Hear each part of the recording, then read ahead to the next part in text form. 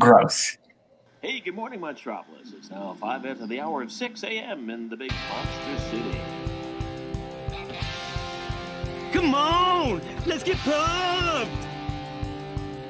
I'm not drinking any fucking Merlot! What can I say? The camera loves me. Shall we begin? After you, Junior.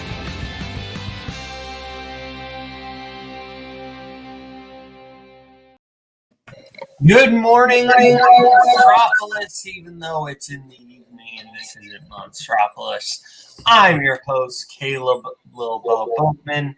Tim is not here this week. That's okay, because I got a top-notch panel in place.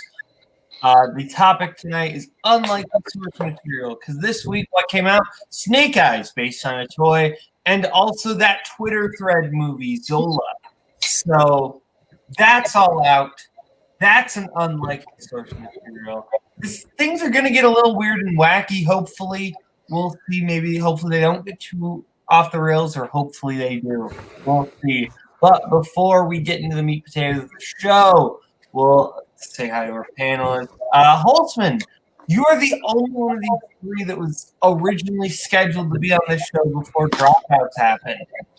How do you think that'll give you an advantage, even though you don't have an advantage? I think it will give me an advantage because I knew the topic and had time to come up with a list of things to put. And then I only ended up being able to come up with like 6 or 7. So hopefully they don't get taken before I have to make all my picks.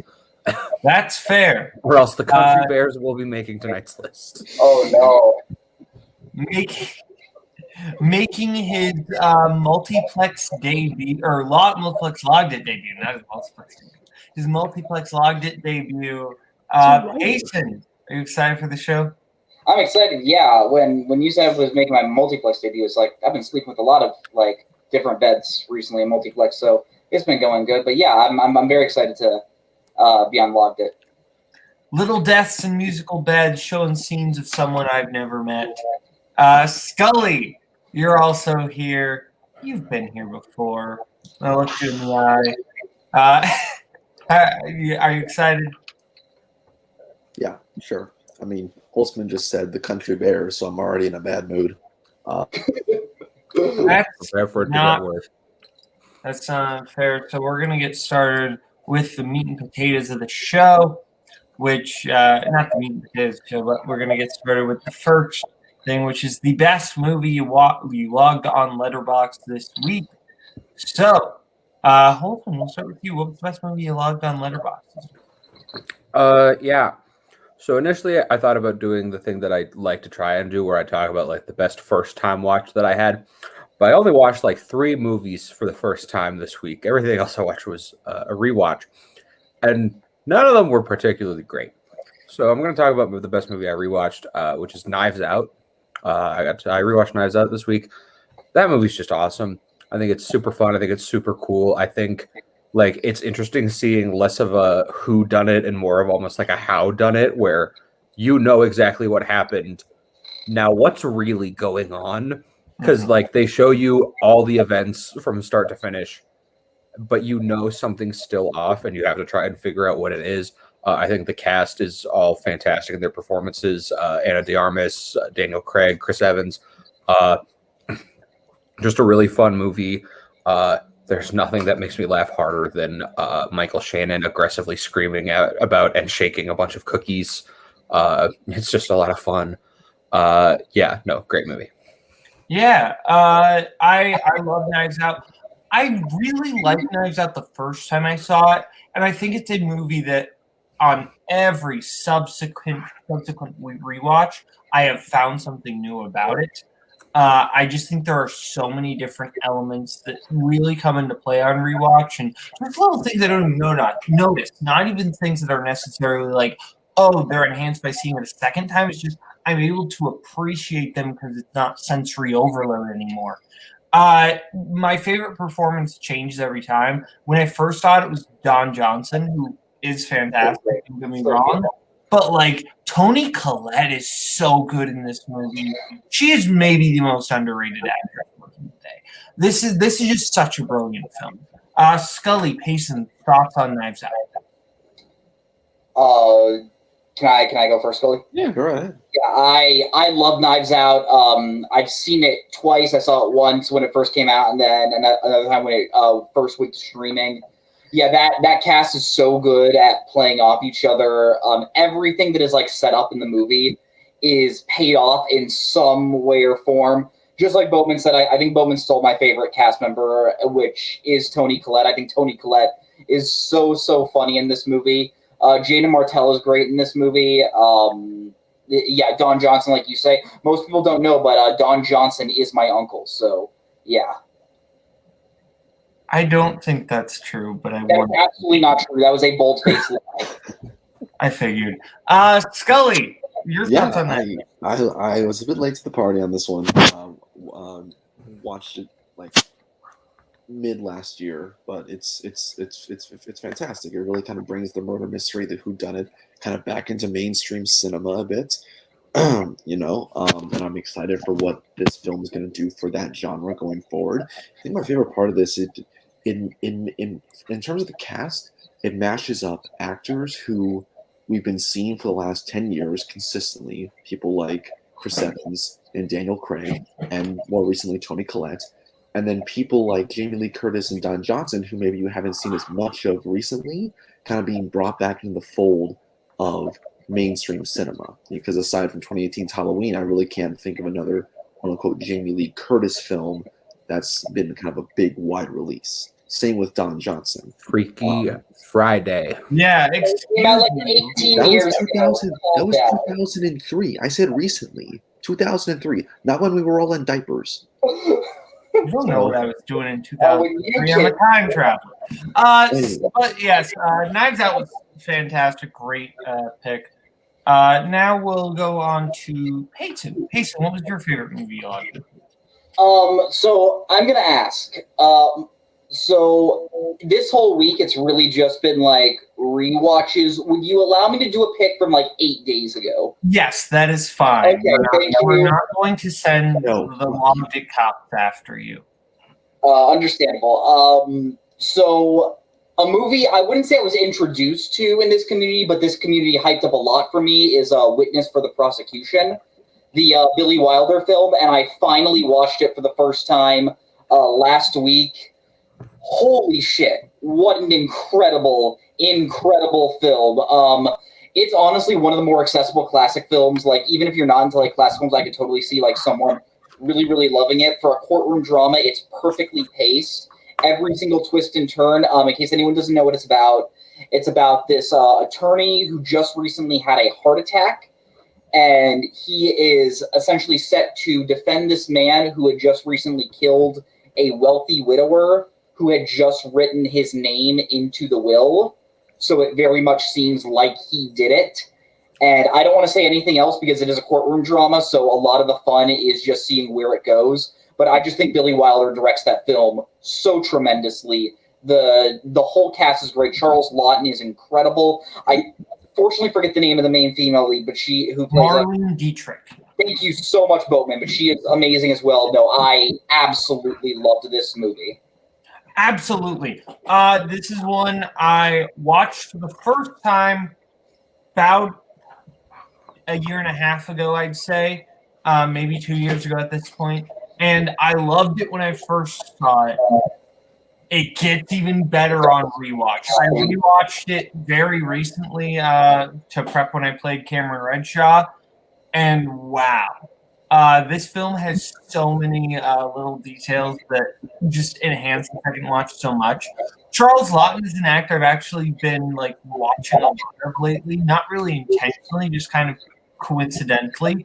And he's just kind of becoming one of my favorite character actors of like that era. He has not missed a beat yet. He's been in okay movies, but he himself has just always been fantastic. I recommend seeking out more Charles Lawton. He also directed a great film, Night of the Hunter. I definitely such a good movie. Such a good movie. I would recommend it to anyone.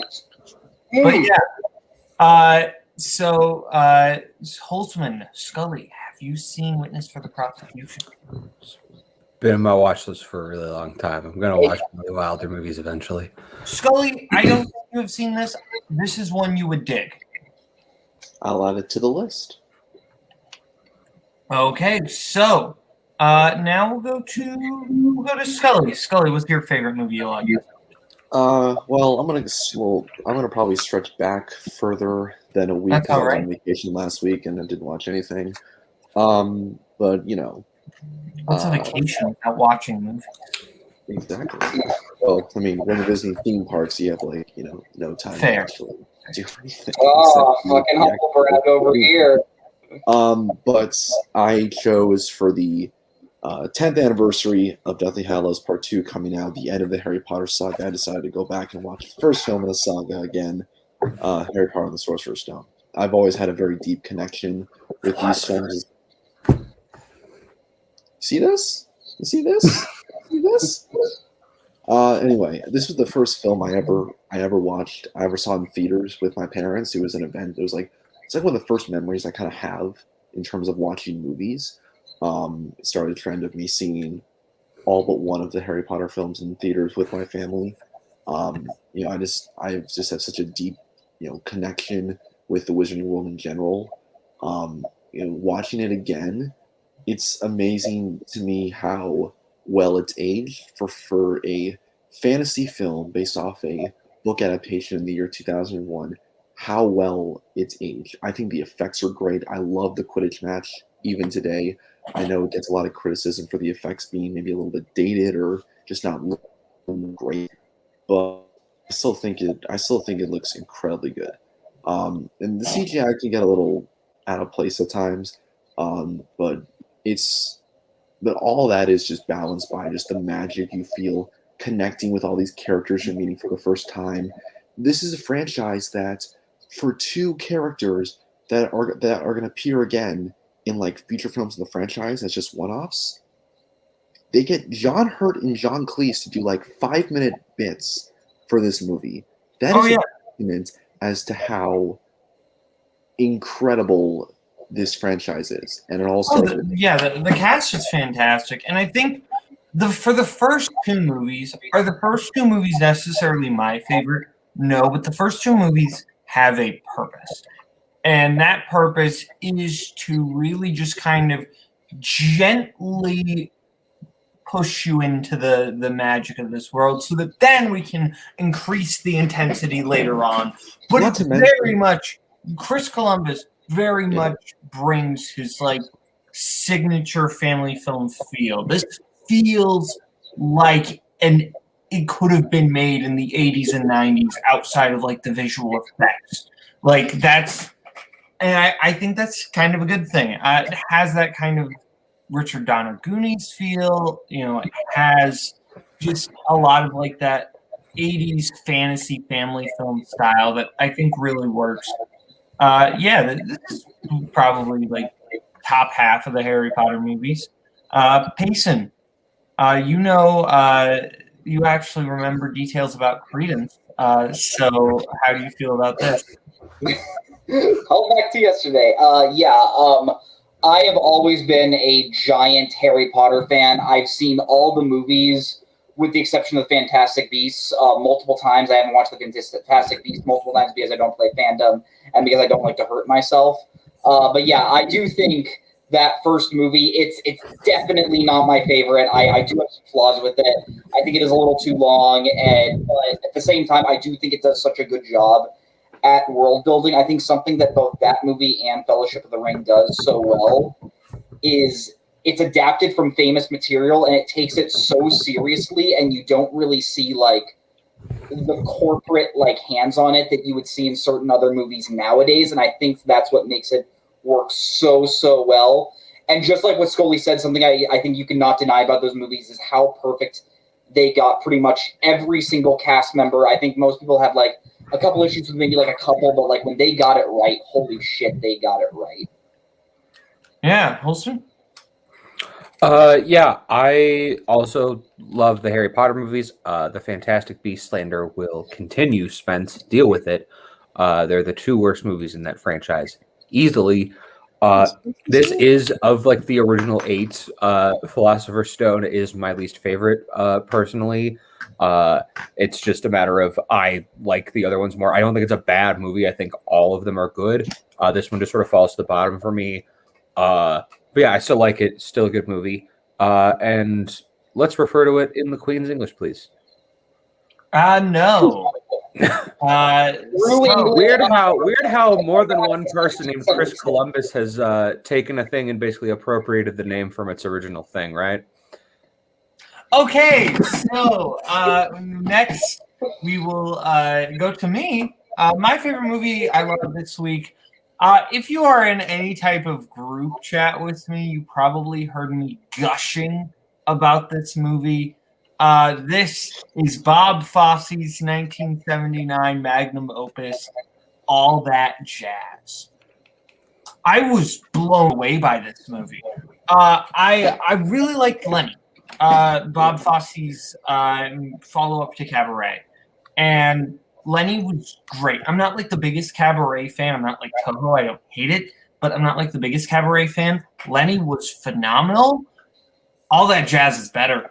All That Jazz is just this kind of magnificent look at Fosse's life without really being a look at Fosse's life. And it's about just kind of, it has like Whiplash vibes in that it's kind of just about how this drive to be successful can kind of kill you. But it's also like just this fantastic, like, look at the creative process and perfectionism, and it's got all these different themes going on. And the last hour of this movie is just beautiful. Fosse always makes films that are great to look at, and just the moments of the edit of when they cut to what in this movie is so smart. This film is fantastic, and more people need to see it. Have any of you seen All That Jazz? You like jazz?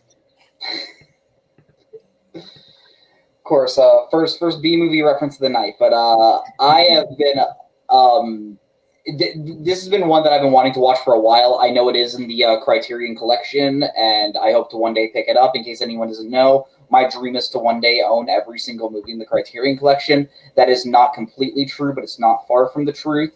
But yes, from everything I've heard about this movie, I've heard very, very good things. So your dream is to be homeless and living in a ditch with nothing but a DVD player and a CRT TV. That is very, very true. Fair enough. There's a northeasterly wind coming in from the Chesapeake. That's a reference only for Thomas Scully. Okay. And he froze like right when he heard it, so I don't know if he heard it or not. But that's okay. Next up, we're gonna get into the bad. That last was the good, but this is the bad. What was your least favorite movie you logged this week? We will go to we'll start with Payson. Payson, what was your least favorite movie you logged this week? Yeah, I'm almost confident I know what it is, but I'm just going to take a quick look at my diary, and I just want to make sure that, okay, yeah, it definitely is. Some people might get a little mad here, but I don't care. Space Jam: A New Legacy sucked. We were earlier talking about what it looks like when a movie doesn't have its corporate hands on it. This is the opposite of that. I think everyone can tell just how soulless this movie is. Is it the worst thing I've seen in my life? No. In fact, it's probably not even quite as bad as the original just because it's not as annoying. But LeBron James cannot act. The references are just made just to be there. I think it has like the occasional funny joke. Yeah, this movie ain't good. This movie just not good at all. Fair enough. Yeah, I did not see this one yet. I have been told that this is not a very Boatman movie. I do not. But there's like one scene I would like, and then maybe I should check out that scene. Have you seen Space Jam: A New Legacy yet? No, it is a sports movie and also a sequel to Space Jam. Exactly.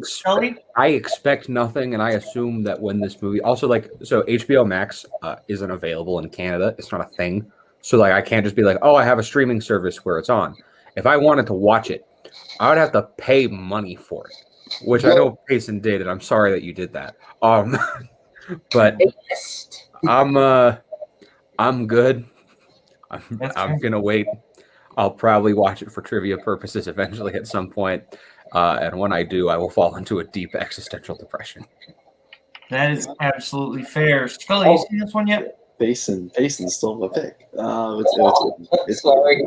It's good. But, you know, the original Space Jam is at least relatively harmless. Is it good? Not particularly. It's a little annoying. Yeah. But overall, there's nothing about it that's actively atrocious. This movie hits you with a 2x4 with the amount of references and the amount of reminders it tells you to check out HBO Max's library. This is an amalgamation of everything that is currently on HBO Max. It's a 2-hour-long advertisement of HBO Max. LeBron is a horrible actor.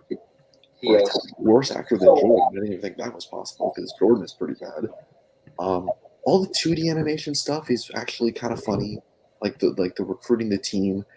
It's okay. It's not bad, but once we get to the 3D animation and the game, it just completely loses me. Don Cheadle is actually knows what kind of movie he's in, and I respect him for that. 100% give you that. Cheadle is he raises the movie up a little bit, but it's not enough to save it.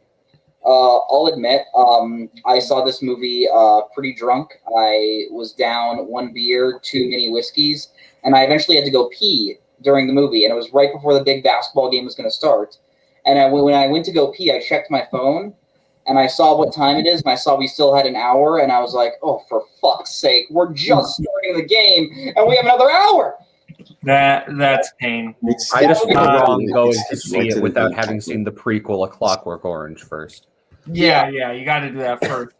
We'll go to Scully next. Scully, what was the worst movie you loved this week? I'll reach a little bit further back in my diary. I will go with 2009's Fast and Furious. So I kind of want to see F9 in theaters if I ever get there. So, and I've never really binged all the Fast and Furious movies in one sitting. So, I'm on a break from Fandom. Might as well. This is easily the worst. I don't know if it's worse than Too Fast, Too Furious. They're very different movies, but this one just, in terms of the plot, they have no idea where they're going with the plot. It's supposed to be a pseudo revenge story, but at the same time, it's Brian continuing to be a cop and. Hold on, guys. Gonna go take a shit? I don't know what happened with Scully. I'll just kind of quick give my thoughts on 2009 Fast and Furious while we're waiting. Yeah, this one's meh. This one does not stick with me. Honestly, I feel like that's the most interesting thing about the Fast and Furious franchise is that the Fast and Furious films are all different flavors of bad. Like they range. Like the first one is like just kind of generic bad, not necessarily bland bad because there are memorable set designs, but it never really gets too crazy. But it's kind of just hugs these old cliches that you just feel like you've seen the movie before because it's basically Point Break. Too Fast, Too Furious is insane bad. That movie was made by a crazy person. Tokyo Drift isn't actually bad outside of the fact that Lucas Black brings that movie down so much because just awful. And then this one is bland bad. This is just uninteresting, unmemorable. While we're still waiting on Scully, Holtzman, Payson, your thoughts on Fast and Furious 2009? I'll admit this is the one I haven't seen. I've heard this was kind of in the rut of that franchise before it just went completely off the walls in a good way. Mm-hmm. So I've not seen it, and I really don't have too much desire for it. I know it used to be in Fandom, so that sounds fun. That's fair. Yeah. So, Holtzman, your thoughts on the film? Yeah. So my brother liked these movies. So I ended up just seeing them by virtue of living in a house with a person who does. And no, they're not good. Some of them are really fun and cheesy. Like Fast 5, I'll admit. Fast 5 I enjoy. Fast 6, it's decent. Like 5 and onwards, they're at least like they know they're stupid. I think this is somehow the worst one. This one is awful. It's so bad. It takes itself way too seriously and has like no sense of humor to it whatsoever. They kill characters for basically no reason. It's just not a good movie. Vin Diesel cannot act. I don't know why we keep letting him try. I think it's just because if we don't give him a creative outlet, he will beat the shit out of The Rock. Well, he'll try to, and then The Rock will just like throw him against a wall and kill him. But you know, watch Tokyo Drift instead. That's the best one. Yeah. Well, that's not the best one. The best one's Fast 5. But I know where Scully went. Scully had a family emergency, so he won't be able to continue the show with us. So it's going to be a little bit of a shorter show. It's all right with Scully. But we'll just keep moving right along then, as Kermit and Fozzie would say. To my next pick, or my pick for least favorite movie I logged this week. So in terms of what I've actually logged, I haven't watched anything that awful. But if we're including a movie I haven't logged, but I watched today, a Best Picture winning film from 1958, a little musical called Gigi. I've heard creepy things about this. This movie is a lot of creepy business. Okay. But also, it's just a lot of boring business. It kind of just bounces. The creepy parts are honestly just kind of better because something is happening rather than just a lady doesn't wear corsets and a lady blah, blah, blah. It's a lot of like just fancy posturing. It's very much that kind of 50s extravagant escapism that worked for people in the 1950s, but doesn't really work today for us.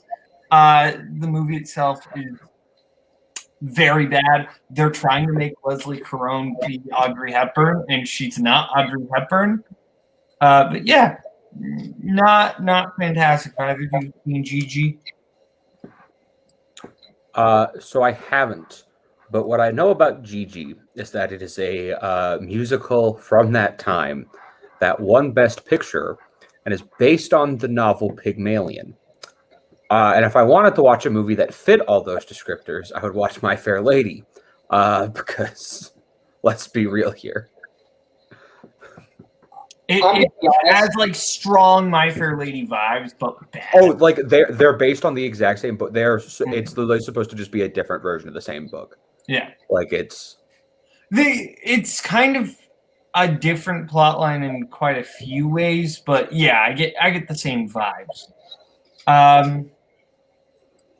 Next up, Holtzman, what was your favorite? Can I talk about Gigi? Yeah, you didn't say anything about Gigi. Yeah, I'm gonna be honest. I honestly really love Gigi. I think she's really funny. When she's just at the pool party and she shouts, "I am a golden god," and jumps in the pool. I think it's really, really great. And I think she adds a lot. Or are we not talking about Booksmart? Okay, Holtzman, what was your movie log this week? Yeah. So I said it last week and I'll say it again. I've been doing a lot of trivia studying this week. But this week, my worst movie isn't one that was inflicted on me by my own self-hatred and choices of strengths that hurt me. This was inflicted on me by the people who forced me to deep cut study Billy Madison. I'm so glad that, no offense, they're very lovely people. I'm so glad that Kirk and Brian dropped out of this show so that hopefully no one will fight me on the fact that this is a bad movie. Because I know Kirk for some reason likes it. This movie sucks. There's so much of just Adam Sandler making Adam Sandler noises. which is just annoying and terrible. We're just watching an idiot be stupid and not even like one stupid, just dumb, bad, stupid. It's really creepy at points. Like it's so like Bradley Whitford's maybe the only good thing that this movie has going for it. Maybe he's not like amazing in it. Like there's one or two funny-ish jokes, but for the most part, just terrible. I give it a 1-star rating. I sometimes playing in trivia is a regret that I have. No, yeah, I don't quite hate it as much as you, but I don't like Billy Madison. I think Sandler is very annoying in the film. But I do think that like he surrounds himself with a lot of funny people. And I think that's kind of the best thing at Sandler. Adam Sandler is the DJ Khaled movies. In that, is his product always great? No, because neither is DJ Khaled's. But does he constantly surround himself with pretty talented people? Yep. Does he get talented product out of that? Not necessarily, but sometimes. And with this, it's no exception. I think Steve Buscemi's like tiny cameo in this is actually really. I'll give you that. Funny. Where it's just like people to kill, cross Billy Madison's name. And then when he comes back in, glad I apologize to that guy. That's great. Chris Farley was just one of the comedy legends. I think that Veronica Vaughn is one piece of ace. Great.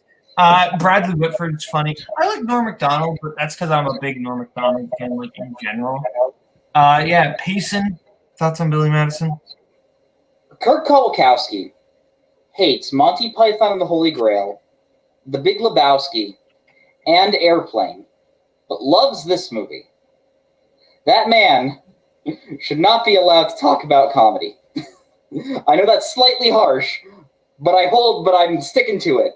I agree with Holtzman. I am not a fan of this movie. I think it is like, it's not the peak of dumb Sandler. Oh, I'm just going to make a stupid voice and just play a really dumb character. But it's like the template forming, and but Boatman was right. There are some funny characters, but yeah, I think it's a fairly bad movie. Fair enough. Before we get into favorite movie added to your watch list this week, Scully is back, and also while Scully was gone, I got a replacement for Scully. So now we're gonna have 5 panelists on the show, so that'll be fun. Oh, we will the 3 picks. No, We don't need Spence. It's fine. We'll keep Spence. Everyone gets 2 picks. That's how it should be going. So I felt bad about sending Spence away after getting. I'm eating dinner. Like I'm here enjoying that. Okay. So we will go to what movie did you add to your watch list that you are most excited about? This one should be pretty quick. Holtzman, what movie did you add to your watch list that you're excited about? Yeah. This is a movie that I just added yesterday, I think. I've heard a lot of great things about it. I realized it wasn't my watch list. No one that I follow, one person I follow has given it 3 stars, but everyone else has given it like 4.5 to 5. And I know you're a fan of the movie. And that's 1978's Blue Collar. I have heard incredible things about it. It's a movie that I believe I'm going to have to watch for trivia at some point in the near future for reasons. But it sounds fantastic. I've heard nothing but good things. It looks really, really interesting.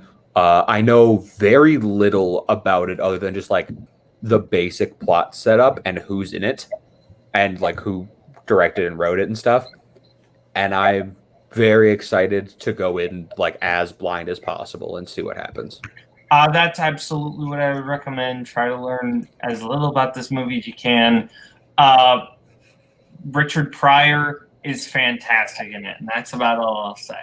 I'll go next. One I added to my watch list is called Movie.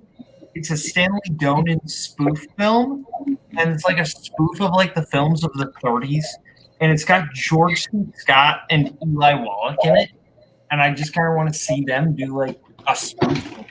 I have heard nothing about it. I just kind of thought like that sounds kind of interesting. Payson, what movie did you add to your watch list that you're excited about? Yeah, there are a couple movies I added to my watch list. I'm trying to get better at that, but because I have visual representation of one, I really want to talk about this one. As some of you may know, the 50% Criterion sales going on at Barnes & Noble, like I was saying. And I recently picked up Broadcast News. As you can see, the ginger kid to the left of me was the one who actually recommended it to Ginger? me. And close enough. And me and Boatman obviously share pretty similar taste in films, and everything I've heard about this, with it just being like a behind the scene like look at like newscasting stuff, really makes me excited. I've heard nothing but great things. Like Holtzman said, I checked on Letterboxd, and everyone I know has this above 4 stars or above. So I think I might honestly be watching it tomorrow, because for the first time in like a week, I don't have any trivia things to focus on. So I'm definitely going to give this one a watch. I say it here, it comes out there. Let's go to Scully. Movie added to your watch list that you're most excited about. So I actually officially added it to my watch list this past week. It's a movie that you reminded me of recently, that you told me a while ago because of my Forgotten Scoundrels, another Steve Martin film called Leap of Faith. You've been saying it for months about how I would enjoy this film about Steve Martin playing a command again. I don't know much more about it. He told me not to dig too deep into it, not to see who else was in it, but I'm really excited to watch it. Don't look at who else is in this movie. Anyone who is thinking about watching this one, don't look at who else is in this movie, because the cast is insane in the best way possible. Adelaide, what movie did you add to your watch list you're most excited about? So this is a 2005 film from the director of the Trip 2 series of films, which I think only Andrew Barr likes. People would actually like if they watched it. It's a film called Didn't Boatman watch them earlier this year, or was that? Did you? Barr watched all of them. I watched The Trip. Fair. Okay. It's a film called A Cock and Bull Story, which is apparently based on a novel which analyzed and spoofs the structure of novels before they were really structured the way we see them today. And this film is basically focusing on an adaptation of the novel, but the film itself is analyzing the structure of biopics and taking the nature of how we view acting and filmmaking based on books and real people, and it's like hyper-analyze that. And it sounds super weird and interesting, and I might watch it within the next couple weeks. It's just the kind of weird that's up my alley. Yeah, from what I understand, it's like kind of like not just the same people, but technically The Trip is supposed to be like a sort of sequel to that film, and that kind of makes me excited too. Without further ado, now we'll get into the actual show of the show. We're picking unlikely source material. Things are about to get weird and or wacky. So we'll just get started. Payson, let's start with you. What is your first pick? Yes, my first pick. I am going to be picking. I sort of workshopped this in the chat yesterday. I forget what your take on it was. If you turn this down, I totally get it. I'm going to be taking Oh Brother, Where Art Thou? I'm not going to shoot anybody down because I'm not. Basically, you're going to justify it, and if other people think you're stupid, they can tell you that you're stupid. Yes, Oh Brother, Where Art Thou? On surface, you might say, oh, this is simply a Coen Brothers movie set in the 1930s Depression era about three members of a chain gang trying to escape and get this money, I'll leave it at that, and for one of them to get to his ex-wife. But if you do a little bit more research, and if you maybe watch the movie a little more closely, I'm sounding kind of douchey, I apologize, you will notice that there are a lot of similarities to Homer's Odyssey, the epic poem featuring the one man by the name of Odysseus. Such similarities would be John Goodman having one eye, such as a Cyclops, or all three of the main leads played by George Clooney, John Turturro, Tim Blake Nelson.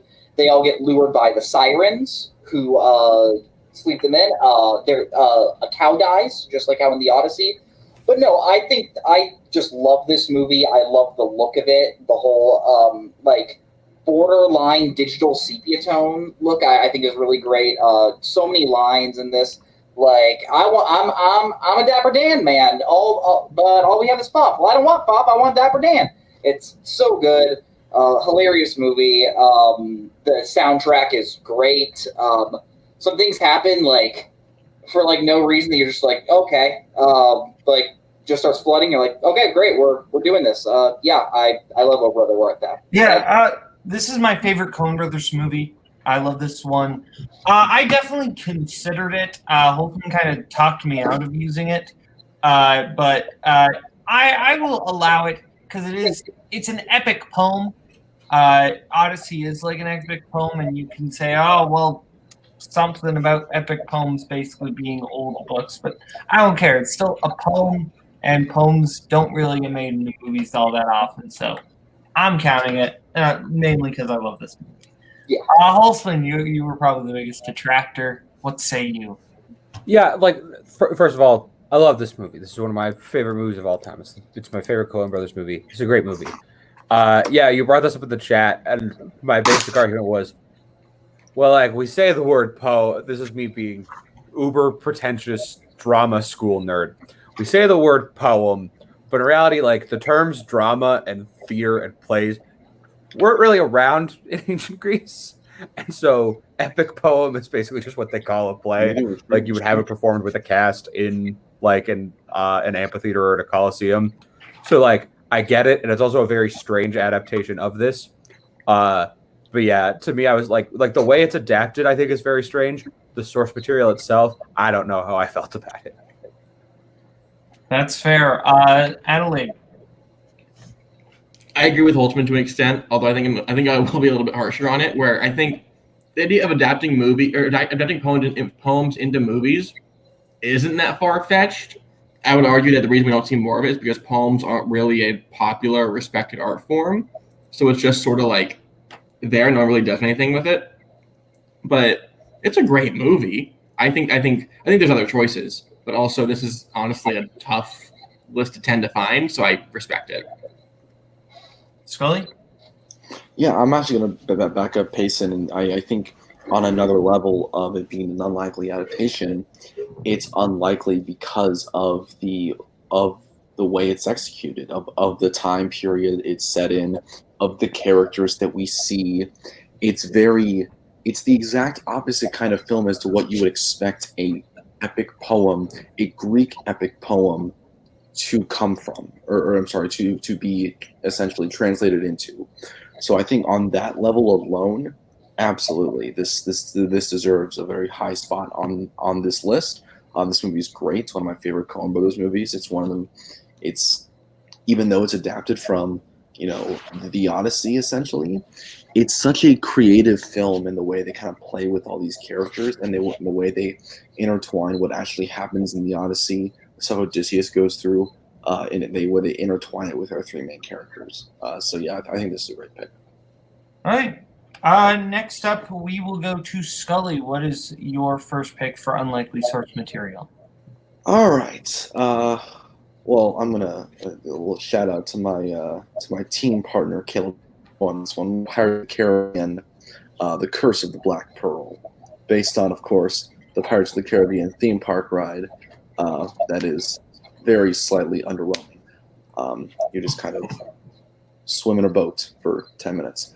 But yeah, this is such a weird kind of adaptation of, you've seen before, I guess, rides and attractions be kind of adapted into other material, but never really so much a movie.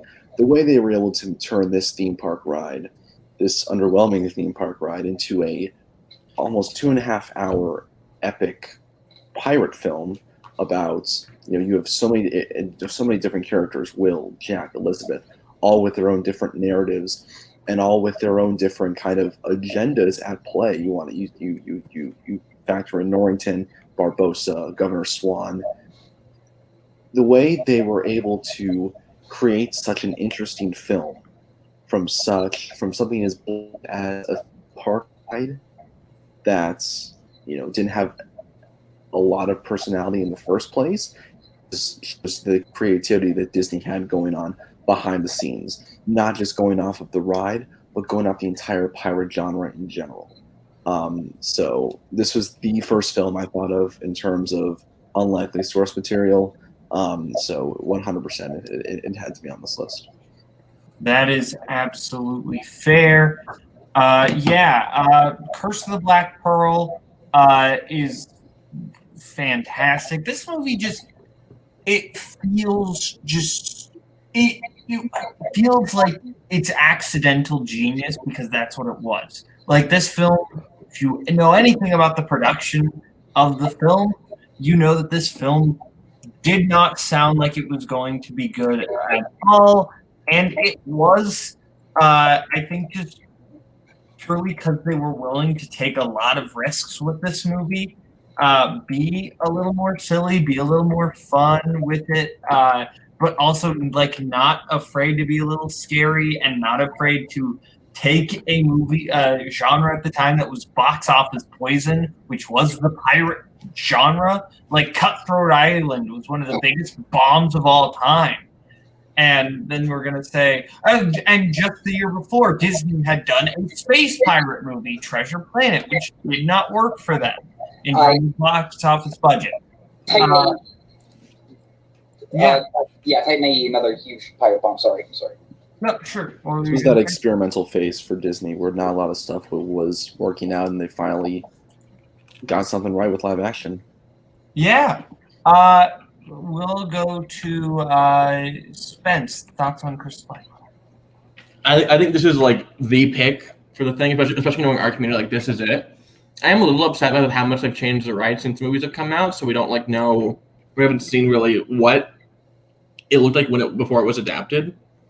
But at the same time, I think the actual story of the film is fantastic, and even going on top of that, like I remember there were stories at the time where Disney executives were like literally going on to filming and hearing about Johnny Depp's performance and saying, "Shut this down, get him out. He's going to destroy Disney." And what happened? This is a great movie. Mm-hmm. And then they milked that cash cow until it died. 2 films too many. Fair. Holtzman, Curse of the Black Pearl. I think like this was on my short list. It had to be. It's no Country Bears when it comes to Disney theme park movies, but it's right. It's right that no. This was one of the like objective correct picks. I assumed that I would not be the one to have to pick it, and I'm glad I didn't have to, because it probably deserves a place in the list more than some of the things I'm going to bring up. But I don't want to waste my own picks on it. That is absolutely fair. Payson? I love this movie. I think this movie is so damn fun. This was the first PG-13 movie I ever saw in theaters. I was like 5 when it came out, and I absolutely loved the movie. It's weird to go back and think that Johnny Depp got nominated for an Oscar for this movie, but I go one step further. All respect to Sean Penn. I personally would have given the Oscar to Johnny Depp. I think there are few actors that are more perfect for a character than he was for Jack Sparrow. And I know some people prefer the sequel. I would still take the first just because I love Barbosa so much as a character. But yeah, excellent pick, Scully. It was definitely on my list. Bill Murray is the one who deserved it that year. People aren't ready for that conversation. But yeah, I also want to point out, Payson said that was the first PG-13 movie he saw in the theater. First PG-13 movie I saw in the theater was Pirates of the Caribbean on Stranger Tides when I was 11. You were old. Yes. I got my hearing. I was sheltered, Payson. Understandable.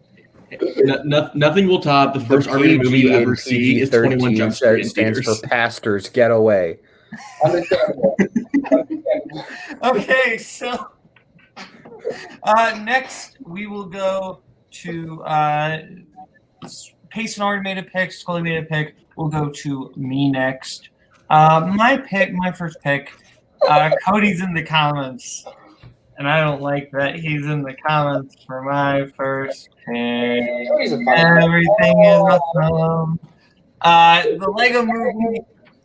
I think this movie is so ingenious. This film takes so many tropes of like the kids' movies of that era, right? And says we're going to make you think we're going to do all those super obvious tropes, and then we're going to flip it on its head. This is such a smart movie. Everything going on with the piece of resistance turns out to be brilliant.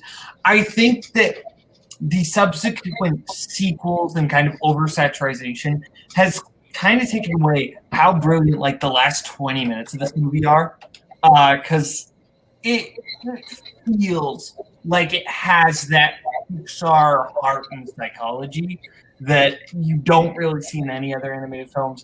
I love the characters in this. Emmett and Wildflower are great, but Benny the Spaceman is so much fun. Will Arnett's Batman was well used in Lego Batman movie, but he felt so fresh here, so fun here. I love the Lego movie. Do you remember when we saw the trailers to this movie and how awful the trailers looked and how we all thought this was going to be what the Emoji movie ended up being, and then it wasn't? Not on the Lego movie. I saw this in the theater around the time that it came out. I went with my best friend, and then for the next 2 weeks, we continued to scream the word spaceship wherever we went because we were 14 and terrible. But other than that, no, I really enjoy this movie. I think it's a lot of fun. It's got so much heart, considering the fact that it is a movie based on just Lego. Like, we've seen what happens when you take the idea of just, here's a thing that could be basically anything, and we'll make a movie out of it. But let's not talk about the Emoji movie until I put it on this list. But no, I think it's a lot of fun. I think the voice acting performances in it are fantastic. Just a lot of fun, a lot of heart. And it spawned the Lego Batman movie. Mm-hmm. We'll go to Adelaide. This is my first pick. It rocks. It's amazing. No other words. I really like Lego Movie, the second part, but I think I'm alone in that. That's fair. Scully. To call this film amazing is an insult to amazing movies. I'm sorry. I think this film is fine. It's not. I don't think it's great. I think it deserves respect for what it does. It's a great adaptation of, I guess, unlikely source material. I'm a big Lego person. Every time I get a new Lego set, I build it the next day. I build until my fingers are bloody and whatever. I love Legos, but this movie is using Legos wrong, Scully. Have you ever? Shut up. It's just, this movie's annoying. It's just annoying. Everything is awesome is such an annoying little shitbird of a song. It's a satire. It's supposed to be. It's a satire of vapid pop music. Listen to popular music. It's satire of corporate pop. Hey! I understand that. It's still annoying, and I still hate it. But guess what? I respect the movie. I respect what it does. The second part is ass. Sorry, Spence. And this film is just, it's good. It's not great. I'm not going to call it a great film, but I'll sit here and call it good at the best. Payson. Due to my employers, I am unfortunately not allowed to say anything about this movie except for the fact that it is the greatest movie on the face of mankind, and I have no credit. No, I'm kidding. I really, really enjoyed this movie. It's so funny. I remember how bad those trailers looked, and every time Cody talks about this movie, I feel like he just watched those trailers because the movie he's describing were those trailers. But I actually do think this movie has a lot to say about like the world. Like, it has a ton of heart.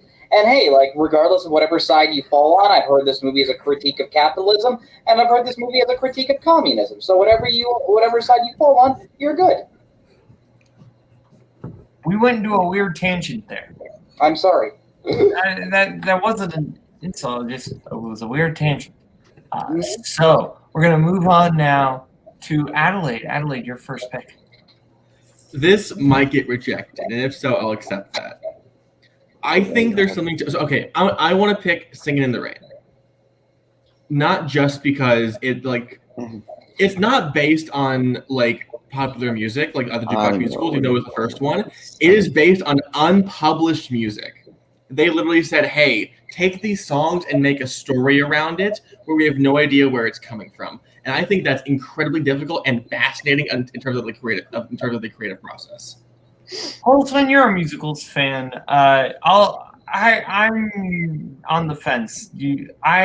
Let everyone will do the Gladiator thing. Thumbs up or thumbs down. Fuck Holtzman. 3 thumbs. So it makes it. Hell yeah. No, I don't know. I think I mentioned a couple days ago. I think the same argument can be made for Moonlight being based off an unpublished play.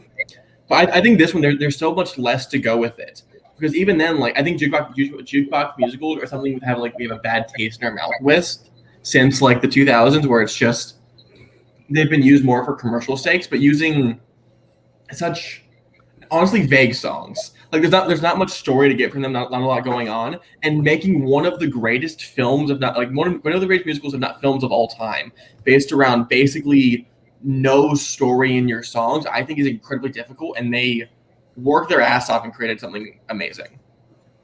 That's fair. Holtzman, I'll start with you just so we can get your objection out of the way. Yeah, so like I see where Spence is coming from.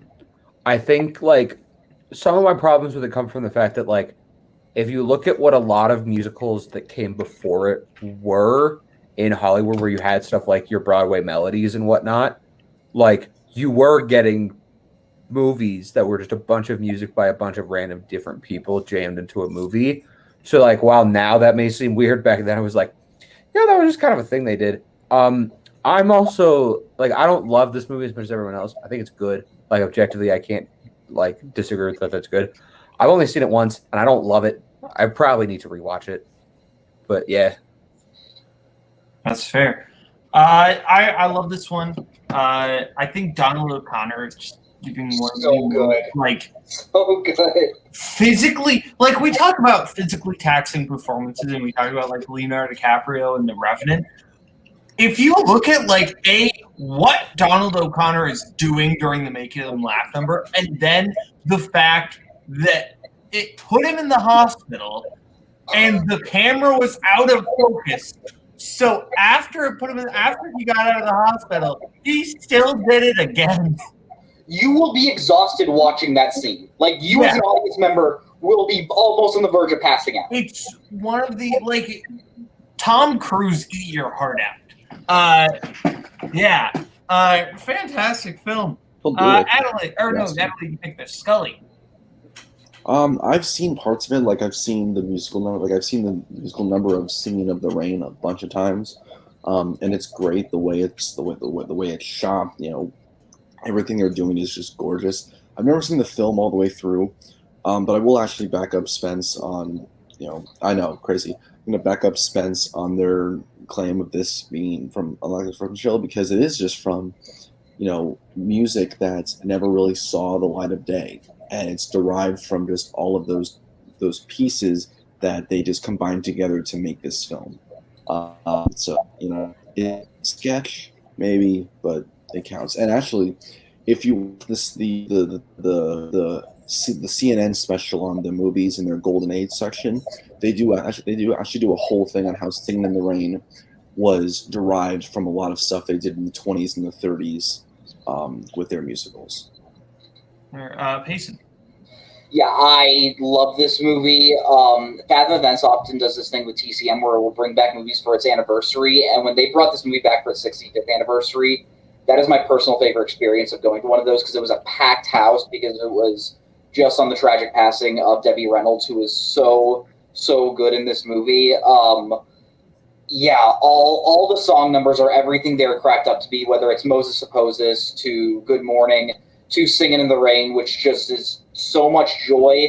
I would call it a perfect movie, but I think there's one scene that I think you could probably shave like 5-10 minutes off of. I forget what the name of the scene is, but I think that scene that goes on a little too long. But yeah, I love it. I also just think Lena Lamont is like honestly like one of my top 10 favorite movie villains of all time. That's fair. I never really thought of her as a villain per se, but you kind of understand where like her anger is coming from. Yeah, like at the end of the day, I think she's more of just an annoyance rather than an actual villain. Yeah. But she's great. Gene Hagen is so much fun. Next we'll go to Holtzman to round out the first round of picks. So in 2003, there was a song called Blue Song released by the band Mint Royale. And there was a music video for said song. And then 14 years after that music video was released, the director of said music video took his concept for it and turned it into the greatest movie ever made. Baby Driver is my first pick. I'm gonna rope it in here when I can. But no, I think like it was a concept that Edgar Wright came up with, and then he used it on this music video. And the music video is fantastic. It stars Noel Fielding from, if you've ever seen the IT Crowd or the Great British Bake Off, he's in that. And it's basically just like the core concept of it is there is a heist going on, but we're not at all paying attention to the heist. We're just watching the getaway driver jam out to the duration of this song while sitting in the car waiting for it. And like, we don't even get like the big car chase at the end. We don't get any of that. It's literally just like the music video ends the moment the people come back out of the building that they're robbing and go, get in the car, let's go. And that's the whole music video. And then Edgar Wright had said previously that like he regretted initially using that concept on the music video because he was like, I wasted such a good idea. And then he took that concept, took that music video and readapted it into Baby Driver. And I'm going to talk about it because that's what I get to do. Spence, we'll go to you for your thoughts because Boatman said that he will be back in a minute and to have you guys talk. This is an incredible crime comedy. I love this film. I agree with you. Suck it, Boatman. Yeah, fuck you, Mike Wazowski. This is fantastic.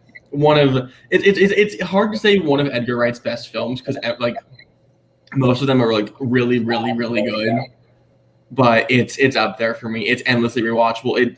It gets better on every rewatch. There's not enough like positive I can say about this film. Just it's awesome. Scully. Yeah, this is my second favorite of Edgar Wright's films. I can now say that after watching all of his films in a span of a few days. This has kind of become one of those films like The Dark Knight where it's been talked about to death at this point, but we still love talking about it because it's a great movie. All the actors, I mean, even though he's kind of canceled now, Ansel Elgort is giving a pretty damn good performance. And then I think John Hamm is probably second next to him. If I'm being honest, I think he's the second best performance in the film. Jamie Foxx is great. Isa Gonzalez is also great. So not much more I can say that you haven't said already because it's like your favorite film of all time. So yeah, I'd say this is one of my favorite Edgar Wright movies, but I'd be lying. But I do still really, really enjoy this movie. As people can see, I have the poster right there on my room. Not necessarily because I still want this, because I used to work at a movie theater, and that was one of the last posters I took home, and I still have it up. But yeah, from a technical standpoint, I think this movie is practically perfect. I really, really do like it. I think the cast works incredibly well. I find it funny that Scully mentioned Ansel Elgort as a canceled person because it made me think, oh yeah, there are two canceled people now in this movie. But regardless of that, Yeah, that opening heist is incredible. The way this movie uses music, I think Jamie Foxx is probably my favorite performance in this movie. I love him as Bats, but yeah, I think this is a really, really great movie. Yeah. He doesn't have a bad movie, Cody. Like, all of his movies are really good, but like this is probably my fourth favorite. Cody hates God because he has no joy. As one of those people that has seen Fistful of Fingers, Fistful of Fingers is rough. Oh, okay, that's fair. That's fair. I would imagine Has everyone else given their thoughts on the film? Yes. Yeah. Okay. I really enjoyed Baby Driver. Everybody talks about the opening bell bottom scene, which is great. I love the Harlem Shuffle scene that follows it. That one is just so much fun. But yeah, we will get to Cody's. Of course, I'm not Scott Pilgrim. But we'll get to back around to Payson with your second pick. Yeah, this was another no-brainer. I know I might have caused some head scratches with Oh Brother. I don't think anyone's gonna be scratching their heads at this one. I'm taking maybe my favorite comedic cast of all time, and that is, of course, 1985's Clue. Clue, of course, based off a very popular board game. Maybe my favorite board game. I fucking love Clue. Clue is awesome. I am considered the Clue GOAT. I will kick your ass at anyone in Clue, but regardless of my Clue skill, this movie is very, very good. I think there are so many bits in this movie that I think is just hilarious. Every line, the whole like farcical nature of this like murder mystery. How like from the first second, you know, like, okay, you're probably not supposed to take this like too super seriously. Every single performance, from Tim Curry to Madeline Kahn. Honestly, I know she's not the most well-known actress in this. I think Leslie Ann Warren might be my absolute favorite performance in this movie as Miss Scarlet. She just kills this whole movie for me in like the best way possible. It sucks to study this movie for trivia because it's so dense. But if you're just watching it to have a good time, it's one of my favorite comedies of all time, and I love Clue. Yeah, I'd say my favorite performances in this movie is Michael McKean as Mr. McKean, maybe one of the greatest closing lines to any film. I'm gonna go home and sleep with my wife. So much fun. So good. But yeah, I agree with you. That comedic cast is top notch. Everybody kills it. Tim Curry is just we talk about exhausting performances. He's giving it 100. He's just running from room to room to room. The whole explanation scene is so much fun. But yeah, Holtzman. Cool. Yeah, I've only seen this once. I liked it. I didn't love it. I think there's a lot of really good things going on. The jokes don't always land for me. And I think my biggest problem having only seen it once is just like there is so much going on that I think on only one viewing, you miss a lot of it. And like you kind of have to go back and see it more than once. So yeah, it's good. It was on my short list because again, like when you think unusual source material, this is one of the first things that should come to mind. That's fair. We will go to Adelaide. I think this is again like one of the obvious picks. I think like last night we were talking, and one of you just quoted the flames shooting up the side of my face. Like this movie is like endlessly quotable. It's a lot of fun. It's a film I don't know if I'll ever truly love, like the way the rest of the community does, but it's absolutely fantastic still. Mm-hmm. Scully? Yeah, it's been a hot minute since I've seen it. But you know, Tim Curry is great. Madeline Kahn is great. Everyone is just giving top flight performances. And yeah, this is probably the second most obvious choice for unlikely adaptations next to Pirates, or you know, for some people it's flipped. So yeah, this is a great pick. Yeah. So next up, that was Payson's first or second pick. We'll go to Scully. Your second pick. Okay, so for this is in my list of things for this show. I stumbled across something that I had never known. This film is based on a series of news articles about refugees fleeing from Asia in the 70s. And there was a study done about the kinds of dreams that they were having. They were having nightmares. They couldn't sleep. A lot of them died in their sleep, and it was labeled Asian Death Syndrome. And Wes Craven decided to turn it into his 1984 classic, A Nightmare on Elm Street. That's really cool. Hell yeah. Yeah. It came up when I was looking for stuff. Yeah. Yeah. And yeah, so again, completely unexpected one that just came to me here.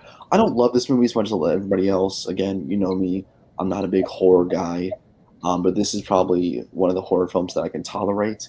I love the character of Nancy Thompson a lot. I think she is incredibly smart. She is very tactical in how to deal with Freddy, especially in this film. Oh my god, it's broken. She really knows she's a character that you kind of want to root for, you want to believe in. She's not this horror protagonist who just screams and yells and runs away and maybe something to kill her. So she actually devises a plan to take out Freddy and to end his kind of reign of terror. So yeah, I like this movie. I don't love it, but just reading about what Wes Craven kind of based this film on is absolutely wild. So props to Wes Craven for turning a disturbing trend into probably one of the most prolific horror films of all time. It was so weird freezing after you said based on news articles from Asian refugees in the 70s, and then coming back in and piecing together that you were talking about A Nightmare on Elm Street. So that's... Thank you for the whiplash. Nightmare on Elm Street's a really good movie. I didn't even think about this one, but no, that's a fair pick. Adelaide. This movie rocks. I really love this movie. I actually didn't know that. That's a great fucking pick. I've seen this, I think, like 3 times since it was added to Fandom, since then. 3 times the past year. And each time it's just incredible, and I love getting to watch it over and over, and this is an amazing pick. Yeah. I tried watching this movie and I didn't finish it. I don't know why. I don't think it's like a bad movie. It's not that it's too scary. I just wasn't feeling it. I get that it's iconic. I get that people love it. Gonna watch it eventually. It's finished. If I like how it concludes, I think you're gonna like how it concludes. That's fair. I got lost at some shit where the stairs were toothpaste or something. I don't know. And Peyton. Yeah, I really enjoy this movie. I think just in general, I think of all the horror icons series, I think this one just has bar none the coolest concept and makes it a little more fresh. And I think Freddy is definitely my favorite villain. I don't think this movie is as good as like the first Halloween, but yeah, really, really enjoyed this movie.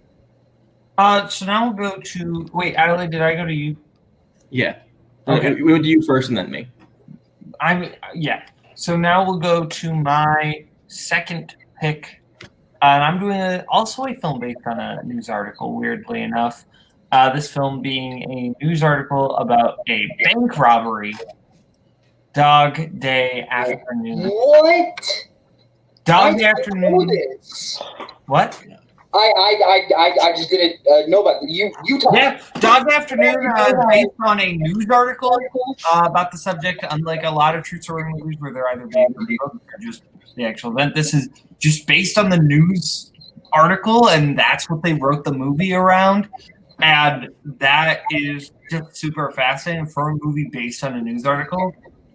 Wow, would you not really think it? This feels almost too fleshed out to be based on a news article because there's so many different elements that are in play here. This is just maybe one of the most exhausting movies ever made, just in terms of the pure amount of tension that this film puts you through. The film is set on over the course of one day, and it feels like you just lived a full day. There is so much going on, from the reveal of Chris Sarandon's character to John Cazale giving one of his great supporting performances and just upping the intensity, to a really underrated Charles Durning in this, and to what I think is Al Pacino's best performance by far. This is, I think, the best Al Pacino has ever been. People have argued with me. I think he's been great in other things. This is like one of my top performances from any actor of all time. Adelaide, thoughts on Dog Day? One of the best movies ever made. Like, you made an incredible pick. I'm with Mason. Like, I didn't know it, but I just forgot about it. So I fully respect it. Yes, this is great. If anyone in this community doesn't like it, I don't think they belong in this community. I think we've reached a point now with like you, Cody, and Kirk, and Koho, where it's like, this is the barometer. If you don't like it, get the fuck out. Like this, amazing movie. Yeah, this was. I really like this movie. This movie was in my top 100 when we talked about it on YLS when we did that. It's no longer in my top 100. It just fell out because some movies have to make way for 2011's Footloose, and this is one of the casualties of that. This is a fantastic film. I saw it come up when I was looking, but to me, I was like, oh yeah, it's a real event that was a crime, and so I kind of just like completely glossed over it because I was like, yeah, it's a thing that happened, and it was a crime, and I didn't think more of it. The way you pitch it, because I didn't look more into it than newspaper articles, I think is more interesting, and yeah, great pick. We will go to. Has everyone said something on Dog Day? No, Scully and Jason haven't. Scully, you on Dog Day? Is there a dog in this film? No. Then why should I watch it? Because it's great. Also, if you think this is the best Pacino performance, you need to watch Jack and Jill again. Okay, Payson. This was one of the movies I watched during quarantine last year, and I absolutely fell in love with it. Just the idea of someone trying to pull off a heist that just does not know what they're doing is just such an interesting watch. I do think this is Al Pacino's best performance. Looking at who won the Oscar that year, I can't quite say it's a crime he didn't win, but that doesn't take away from how amazing he is. And for 1975 to make a movie about the lead character trying to get money to fund their partner's sex change is really transient for the time of 1975. And no, I think this movie is incredible. Lumet's made a lot of great movies. There are three that I think he made that are just complete masterpieces, and this is one of them. Mm-hmm. So that's The fair. Wiz and what other two? Network and 12 Angry Men. But where's The Wiz? Right below. It's pretty bad. It's a bad move. We will go to Adelaide's fourth pick or second, or no, we won't go. Yes, we will. Adelaide's second pick. Yeah. So I don't know if it's at the top of the show, but to me, like, this is the basis for this week. It's been, like, I think only Payson has seen so far, and I don't know if the rest of y'all will. It's Zola.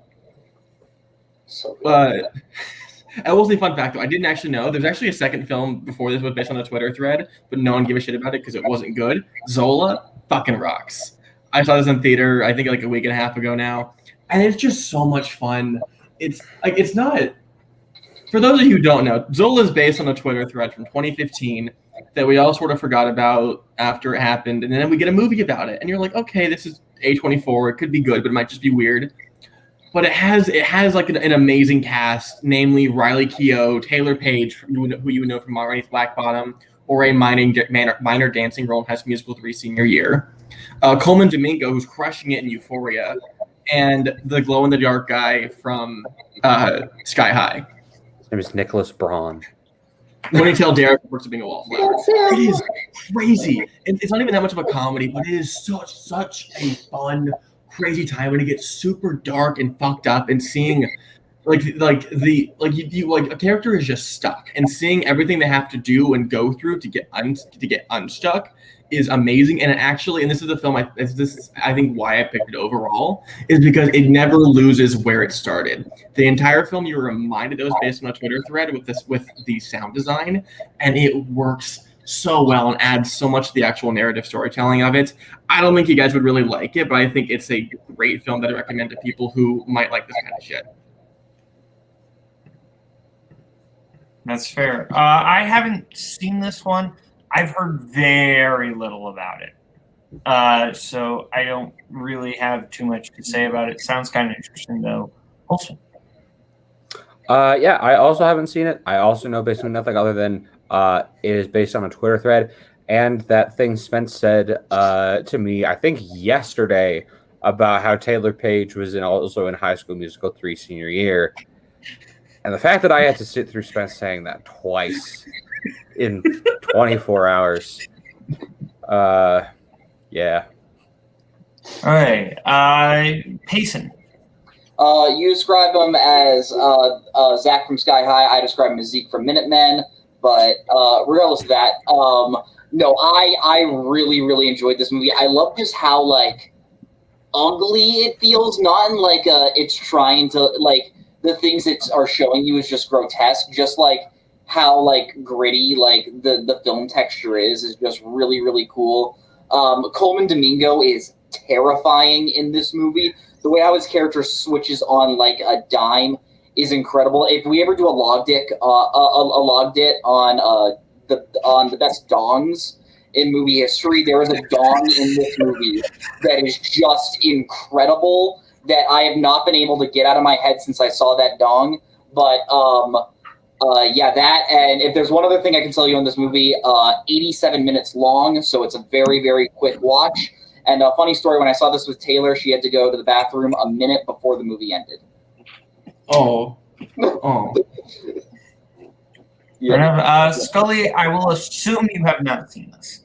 Yeah, well, I think Artem Zola, he's one of the more underrated Okay, characters. I really enjoy. Holtzman's last pick and the last pick of the show. Yeah, so this is one that I brought to Boatman beforehand to see what he thought about it. Because my last pick is something that is based on two things. And I don't think either one of them on their own is necessarily that unusual or strange. But it's the fact that it's based on both of them at the same time that I think earns it a spot at this list. So first things first, this is a Shakespeare adaptation. It's a movie based on Shakespeare's Hamlet, which one might say, well, that's not very weird. And also one might say, you're picking The Lion King, aren't you? And to that I say, no, I am not picking The Lion King. The second thing that this movie is based on, so in America, you guys have a show called Saturday Night Live. In Canada, we had a show called Second City Television, or SCTV. And SCTV is a show responsible for launching the careers of a lot of people, including John Candy, Eugene Levy, Catherine O'Hara, Martin Short, and also gave us two of the greatest Canadian characters of all time by the names of Bob and Doug McKenzie.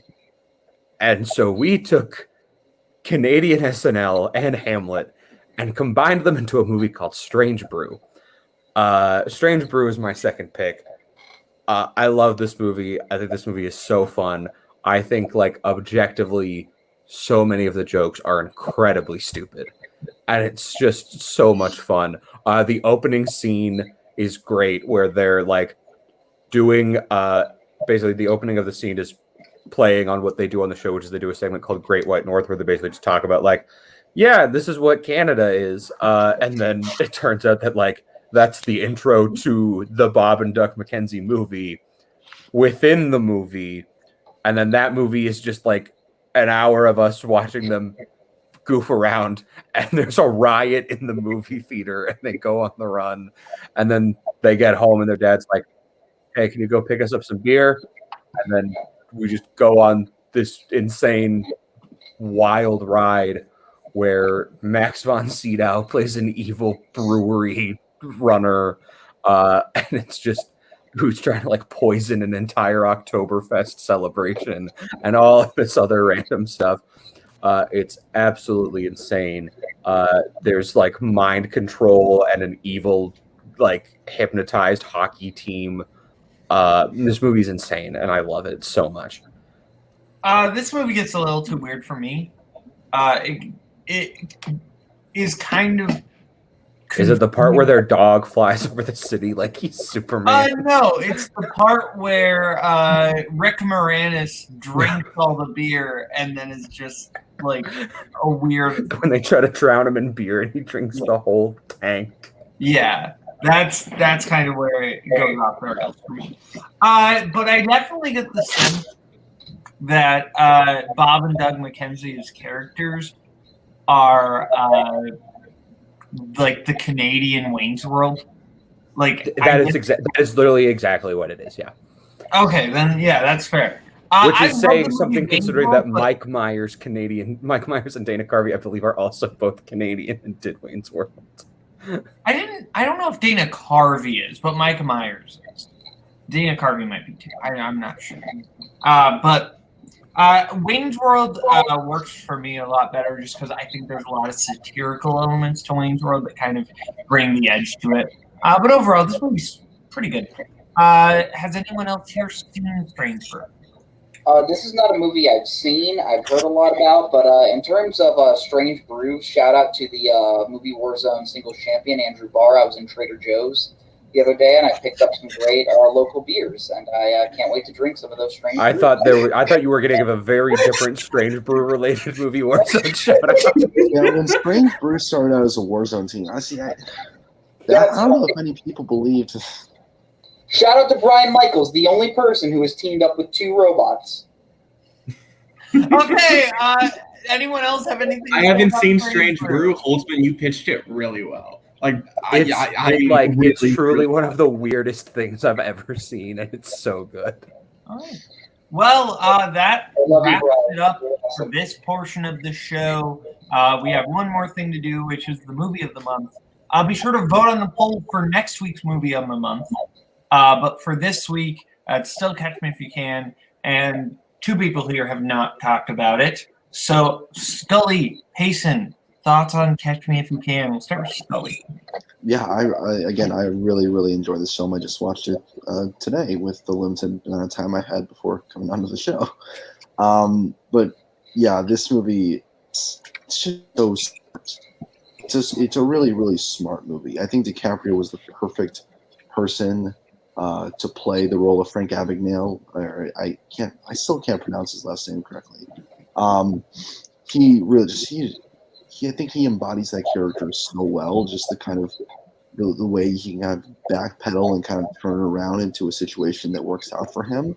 Tom Hanks is also Tom Hanks is also giving a great performance. It's not my favorite 2002 Tom Hanks performance personally, but he's still incredibly good. Christopher Walken, of course, he's great in it and everything he's in. Amy Adams is also really good. Every time, like when you first see her on screen, you're kind of not sure about her role, but I think as she becomes more and more enamored with Frank, you really become kind of connected to her character more. Martin Sheen is great in the small amount of time he's on screen. My favorite scene, or I guess one of my favorite scenes is the substitute teacher scene. Like the kid comments, "Oh, he looks like a substitute teacher," and then he just goes right in, acts like the substitute, and then kicks the real substitute out of the room, just so he can continue the bit. And the fact that takes place towards the beginning of I think that was the perfect setup for Frank's character just going forward. That was kind of the perfect Kickstarter for all the antics he gets himself into. So yeah, this movie's awesome. I put it at 4.5 for me. So damn near perfect. Jason? It had been a good 7 years since I had seen this movie, so it was essentially a new watch in a way. I loved this movie. This movie is so much fun. It's right around the time when DiCaprio as an actor was sort of transitioning into more adult roles. This is still him using probably the best of his young, youthful charisma, and I just think he plays the character of Frank Abagnale so well. The fun cat and mouse dynamic between Frank and Carl, how like they don't really hate each other, but they just want to like put one over on the other. And like, I think my favorite scene in the entire movie is when Carl thinks he has Frank at the airport. And then that one guy comes out of the car and he says, I was paid $100 to come here and pick someone up. And it's like, well, who are you supposed to pick up? And he pulls out the sign, and I forget his exact last name, but it's Carl's last name. Handwriting. Yeah, handwriting. He's like, shit. Amy Adams is so much fun, so sweet in this movie. Is like this, just this innocent girl that just thinks like Frank is like the coolest guy. No, I think this movie is a ton of fun. Spielberg had a great 2002. I'd have to think which 2002 film I like more. I think I might like this one just a little bit more. And yeah, just what happens with Frank at the end and like where he goes in like society is just a perfect payoff. And I know it's based off a true story, but I still think that's just such a great way to end the film. Absolutely. And it's also a great way to end this show. But before we do, next week, we've got on August 3rd, we've got movie teams in honor of the Suicide Squad. These are basically different team ups. You know, you're the Avengers, you're the Magnificent Sevens, you're the Revengers from Suicide Squad. Shark Boy and Lava Girl. Not And really, Max. but sure. And Max. And Max. And minus, technically. Sure. So, thank you to Payson, thank you to Scully, thank you to Adelaide, and thank you to Holtzman. Thank you to everyone for watching. This has been Multiplex Logged It. See you later. In case I don't see ya. Good afternoon, good evening.